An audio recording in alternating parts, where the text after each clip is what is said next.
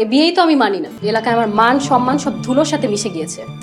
আসতে না আসতে রবিন আমাকে বিয়ে নিয়ে খোঁচা মারা শুরু করেছে।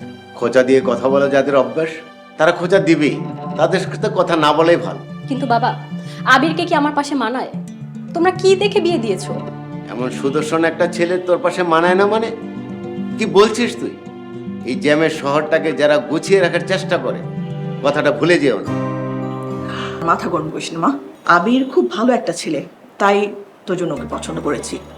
শোন, সময় আর নষ্ট করিস নে। রাতের বেলা গেস্ট আসবে, যা। কে আসবে? তোর খালার খালুকে দাওয়াত দিয়েছি, তোকে আর আবিরকে দেখতে আসবে। যা মা, এখন ফ্রেশ হয়ে রেস্ট নেই, তারপর দুপুরবেলা বাপ বেটি একসাথে খাবো।